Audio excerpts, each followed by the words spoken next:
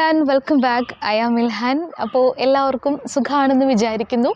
അപ്പോൾ ഇന്നത്തെ നമ്മുടെ വീഡിയോ ഒരു ബയോ കമ്പോസ്റ്റ് ബിന്നിനെ കുറിച്ചിട്ടുള്ളതാണ്. അതായത് നമുക്ക് പഞ്ചായത്തിൽ നിന്ന് കുറച്ച് നാളുകൾക്ക് മുമ്പ് ഒരു ബയോ കമ്പോസ്റ്റിൻ്റെ ബിൻ കിട്ടിയിരുന്നു. അപ്പോൾ അത് സെറ്റ് ചെയ്യുന്നൊരു വീഡിയോ ആണ് നമ്മളിന്ന് കാണിക്കുന്നത്. ഇതത്ര പുതിയമയുള്ളൊരു വീഡിയോ ഒന്നുമല്ല. കാരണം ഈ സാധനം സെറ്റ് ചെയ്യുന്ന പല വീഡിയോസും യൂട്യൂബിലൊക്കെ ഒരുപാട് വന്നിട്ടുണ്ട്. പക്ഷേ നമ്മൾക്ക് ഇത് ഇപ്പോഴാണ് കിട്ടിയത്.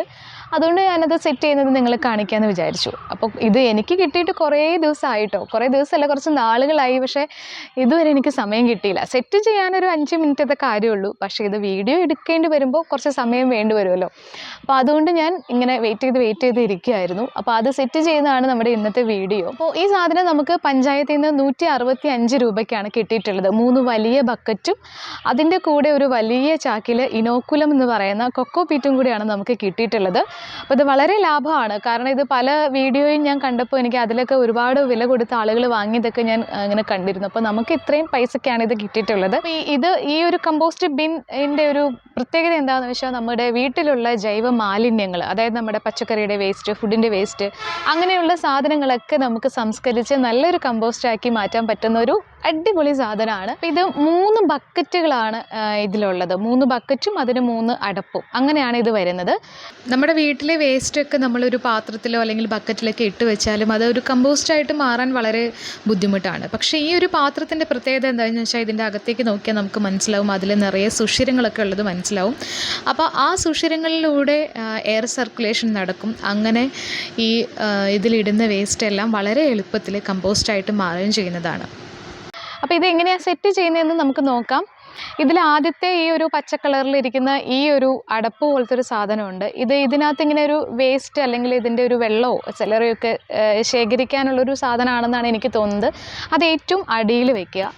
അപ്പം ഞാനിത് വെക്കാനുള്ള എളുപ്പത്തിന് ഈ റൗണ്ടിലുള്ള പാത്രം വെച്ചിട്ട് അതിൻ്റെ മുകളിലേക്ക് ഈ പച്ച കളറുള്ള പാത്രം ഇങ്ങനെ എടുത്ത് വെക്കുകയാണ്. അപ്പോൾ ഇത് നേരെ തലതിരിച്ചാണ് വെക്കേണ്ടത്. ഇതിങ്ങനെ വെക്കുമ്പോൾ അത് കറക്റ്റായിട്ട് കയറിയിരിക്കും. അതുകൊണ്ട് ഞാനിങ്ങനെ വെച്ചു എന്നേ ഉള്ളൂ. അപ്പോൾ ഇവിടെ ഇത് സെറ്റായിട്ടുണ്ട്. ഇനി നമുക്കിത് തിരിച്ച് ഇങ്ങനെ വെക്കാം. ഇങ്ങനെയാണ് പാത്രം ശരിക്കും വെക്കേണ്ടത്. അപ്പോൾ അതിൻ്റെ അടിയിൽ ആ വെള്ളമൊക്കെ വന്ന് അടിഞ്ഞോളും. അതിനുശേഷം അതിൻ്റെ മുകളിലേക്ക് നമുക്ക് ആദ്യത്തെ ബക്കറ്റ് എടുത്ത് വെക്കാം. ഇതിങ്ങനെ വെച്ചാൽ തന്നെ ഇതിനകത്ത് അങ്ങനെ കയറി ഇരുന്ന് ലോക്ക് ആയിക്കോളും, പ്രശ്നമൊന്നുമില്ല. അതിനുശേഷം ഈ ഒരു ലിഡ് എടുത്ത് ഇതിൻ്റെ മുകളിൽ വയ്ക്കുക. ഇനി അടുത്ത ബക്കറ്റ് എടുത്ത് വയ്ക്കുക. ഇനി നമുക്ക് അടുത്ത ലിഡ് വയ്ക്കാം. ലാസ്റ്റത്തെ ഏറ്റവും മുകളിൽ നമ്മൾ വയ്ക്കുന്ന ബക്കറ്റ്, അതിലാണ് നമ്മൾ ആദ്യം തന്നെ വേസ്റ്റ് ഇടുന്നത്. അപ്പോൾ അതിൽ നമ്മൾ ആദ്യം കുറച്ച് ഇനോക്കുലം കുറച്ച് കട്ടിയിൽ തന്നെ ഇട്ട് കൊടുക്കുക. ഞാനിപ്പോൾ കുറച്ച് കട്ടിയിൽ ഇനോക്കുലം ഇട്ടിട്ടുണ്ട്. അതിനുശേഷം നമുക്ക് ബക്കറ്റിൻ്റെ മുകളിലേക്ക് കയറ്റി വയ്ക്കാം. അപ്പോൾ ഇന്ന് എനിക്ക് വീട്ടിൽ വേസ്റ്റ് ഒന്നും അധികം ഉണ്ടായിരുന്നില്ല. കുറച്ച് വെളുത്തുള്ളിയുടെ തൊണ്ടൊക്കെ മാത്രമേ ഉണ്ടായിരുന്നുള്ളൂ. അപ്പോൾ അതെന്തായാലും വീഡിയോയിൽ നിങ്ങൾ ജസ്റ്റ് കാണിച്ചാൽ മതിയല്ലോ. അപ്പോൾ ഇത് ഞാൻ എടുത്തിട്ടുണ്ട്. അപ്പോൾ ഈ വേസ്റ്റ് നമ്മൾ ഇതിൻ്റെ മുകളിലേക്ക് ഇടാം. നമുക്ക് ഇതിനകത്ത് എന്ത് വേസ്റ്റ് വേണേലും ഇടാം. പക്ഷേ വെള്ളത്തിൻ്റെ അംശം ഈ നമ്മൾ ഇടുന്നതിൽ പാടില്ല.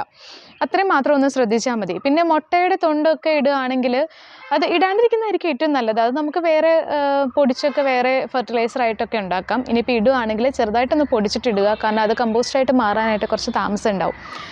അപ്പോൾ അങ്ങനെ വേസ്റ്റ് ഇതിൻ്റെ മുകളിലേക്ക് ഇട്ടിട്ട് അതിൻ്റെ മുകളിലേക്ക് കുറച്ച് ഇനോക്കുലം നമ്മൾ വിതറി കൊടുക്കുക.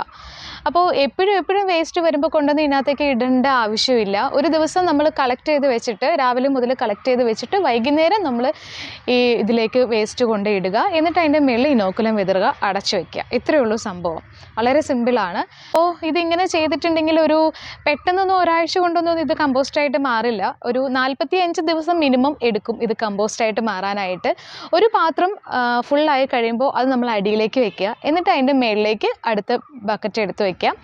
അതിലേക്ക് നമ്മൾ ഇതേപോലെ തന്നെ വേസ്റ്റ് ഇടുക. അങ്ങനെ നമുക്ക് റിപ്പീറ്റ് ചെയ്യാം. അപ്പോൾ നമ്മുടെ വീട്ടിലുള്ള ഇങ്ങനത്തെ വേസ്റ്റ് ഒന്നും പുറത്ത് കളയാനോ അല്ലെങ്കിൽ ഇത് എവിടെ കളയുമെന്ന് വിഷമിച്ച് നമുക്ക് ഇരിക്കേണ്ട ആവശ്യമൊന്നുമില്ല. വളരെ സിമ്പിളായിട്ട് നമുക്ക് കമ്പോസ്റ്റ് ഉണ്ടാക്കുകയും ചെയ്യാം. വേസ്റ്റിനൊരു പരിഹാരമാവും. ഇപ്പം നമ്മുടെ നാട്ടിന് പുറത്തൊക്കെ വേസ്റ്റ് കളയാനോ അല്ലെങ്കിൽ അത് സംസ്കരിക്കാനൊക്കെ നമുക്ക് ഇഷ്ടംപോലെ വഴികളൊക്കെ ഉണ്ടാവും. പറമ്പും അതും ഇതും ഒക്കെ ഉള്ളതുകൊണ്ട് അത് നമുക്ക് അത്ര ഒരു വിഷയമായിട്ട് മാറാറില്ല. പക്ഷേ സിറ്റിയിലൊക്കെ താമസിക്കുന്നവർക്ക് അല്ലെങ്കിൽ ഫ്ലാറ്റിലൊക്കെ താമസിക്കുന്നവർക്ക് ഇത് വലിയൊരു വിഷമകരമായിട്ടുള്ളൊരു അവസ്ഥയാണ്. അപ്പോൾ അവർക്ക് ഈ ഒരു സാധനം വളരെയധികം ഉപകാരപ്രദമായിരിക്കും.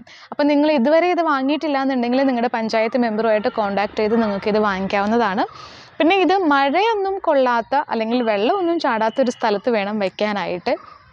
അങ്ങനെ ഇത് വെച്ചിട്ടുണ്ടെങ്കിൽ നമുക്ക് അടിപൊളിയായിട്ടുള്ള കമ്പോസ്റ്റ് റെഡിയാക്കി എടുക്കാവുന്നതാണ്. നമ്മുടെ പച്ചക്കറികൾക്കും ചെടികൾക്കും ഒക്കെ ഈ കമ്പോസ്റ്റ് നമുക്ക് ഉപയോഗിക്കാവുന്നതാണ്. അപ്പോൾ ഇത്രയേ ഉള്ളൂ നമ്മുടെ ഇന്നത്തെ വീഡിയോ. ഇഷ്ടമായാൽ ലൈക്ക് ചെയ്യുക, വീഡിയോയെക്കുറിച്ചുള്ള അഭിപ്രായങ്ങൾ കമൻ്റായിട്ട് താഴെ അറിയിക്കുക.